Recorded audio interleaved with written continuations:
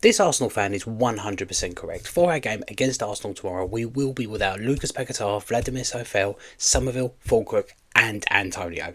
Okay, they are all missing. But let's not forget that Arsenal are missing a few players of their own.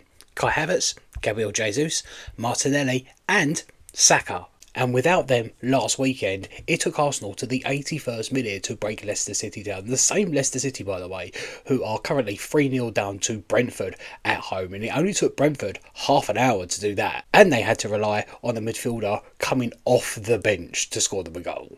Now, does that mean that I think this is going to happen again? As much as I would absolutely love it to happen again, no, I do not think it will. In fact, I fully expect us to still lose this game. But it does give us a fighting chance. Especially as we did address our striking problems in the January transfer window, unlike Arsenal. I don't know if he's going to be any good or not, but he did put in a promising debut against Brentford last week. Talking of that game against Brentford last week, which of course we did lose 1-0 and put in a really shoddy performance in that first half, I said after the game that it does feel like that we are really struggling to perform at home compared to away, because a lot of our better performances this season have come away from home. So given that, it does give me a little bit of optimism that we will be seeing a much better performance from West Ham than the one we saw against Brentford last weekend. However, let me repeat, I am not expecting to get anything from this game tomorrow. All I am saying is I do believe that there is a chance. Now, how exactly will he line up tomorrow? I'm not entirely sure, but I do think we're going to revert back to a back three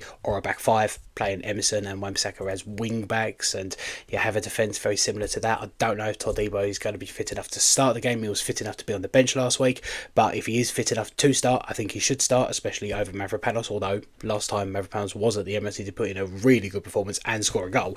That is worth noting. And I don't know if he'll go with Creswell, or maybe he'll start all three centre-backs and drop Creswell, just have Kilman on that left with Todibo in the middle and Mavropanos on that right. Also, I do think it's going to be very interesting to see who he starts in at midfield, whether he just goes with like Alvarez and Souček, or Souček and Ward-Prowse, or maybe Soler be in there as well, or maybe he'll drop one of the attackers to really pack out that midfield. That is a possibility, but regardless, I do think Ward-Prowse should be starting because he does add a little bit more energy and a little bit more pace to that midfield, which is something that we have been missing. And I really do hope that we do start Evan Ferguson. I'm not 100% sure if Potter's going to think that he's ready, but we need a target man. So for me, he has to start.